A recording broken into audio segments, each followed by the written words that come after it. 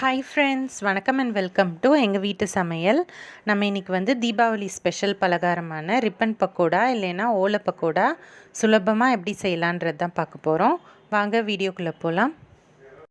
தீபாவளிக்கார ஸ்நாக்ஸில் ஒரு ரிப்பன் பக்கோடா தான் செய்ய போகிறோம். ரிப்பன் பக்கோடாக்கு இலை பக்கோடா, ஓலை பக்கோடான்னு சொல்லுவாங்க, ரிப்பன் முறுக்குன்னு கூட சொல்லுவாங்க. இது வந்து நம்ம உடனடியாகவே செஞ்சிடலாம். ஒரு 10 நிமிஷம் இருந்தால் போதும். கடலை மாவும் அரிசி மாவும் இருந்தாலே நீங்கள் உடனடியாக இந்த ஸ்நாக்ஸ் செஞ்சிடலாம்.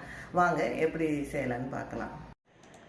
இதுக்கு வந்து 1 கப் போல் இடியாப்ப மாவு இல்லைன்னா பதப்படுத்தின பச்சரிசி மாவு, 1/2 கப் போல் கடலை மாவு, 4 டேபிள் ஸ்பூன் போல் பொட்டுக்கடலை மாவு, இது எல்லாத்தையும் எடுத்துக்கணும்.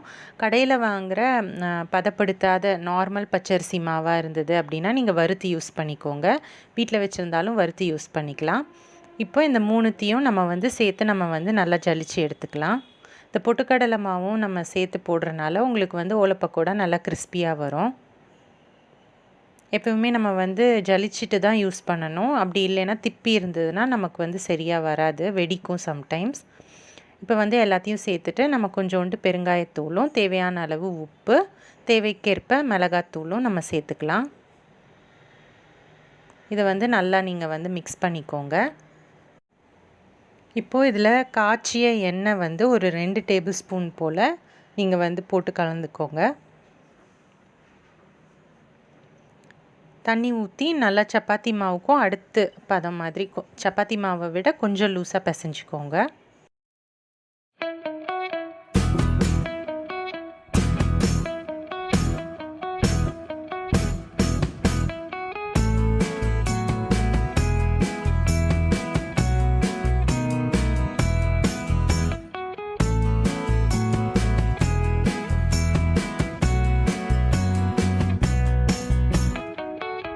இப்போது இந்த பக்குவத்துக்கு தான் அந்த மாவு வந்து இருக்கணும்.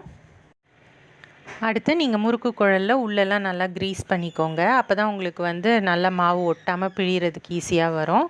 அதுக்கப்புறம் நீங்கள் வந்து ரிப்பன் பக்கோடா சில்லு எடுத்து நீங்கள் உள்ளே போட்டுக்கலாம். போட்டுட்டு வந்து ஃபுல்லாக நீங்கள் வந்து மாவை வந்து இது பண்ணிடாதீங்க, நிரப்பிடாதீங்க. ஒரு 3/4 பதம் வரைக்கும் நீங்கள் வந்து நிரப்புங்க. அப்போ தான் ஈஸியாக இருக்கும். இதை வந்து டைரெக்டாகவே நீங்கள் வந்து பிழிஞ்சு விட்டுறலாம் இந்த மாதிரி ஒரே முறுக்கா.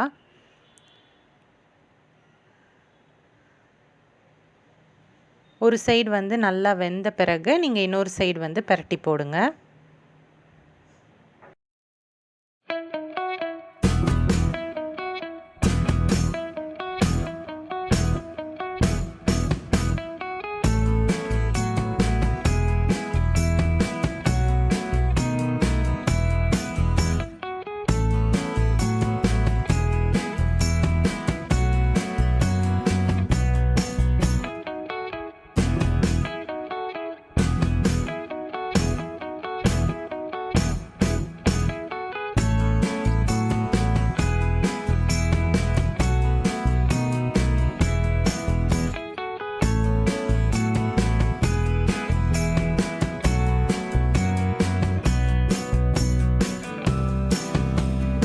சூப்பரான நம்மளோட ரிப்பன் பக்கோடா செம்மையாக தயாராகிடுச்சு.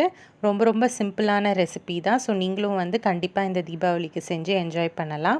இந்த வீடியோ வந்து உங்களுக்கு பிடிச்சிருந்ததுன்னா லைக் பண்ணுங்கள், ஷேர் பண்ணுங்கள், சப்ஸ்கிரைப் பண்ணுங்கள். மறக்காமல் பெல் பட்டனையும் டேப் பண்ணுங்கள். அப்போ தான் எங்களோட ரெகுலர் அப்டேட்ஸ் உங்களுக்கு வந்து சேரும். தேங்க்யூ.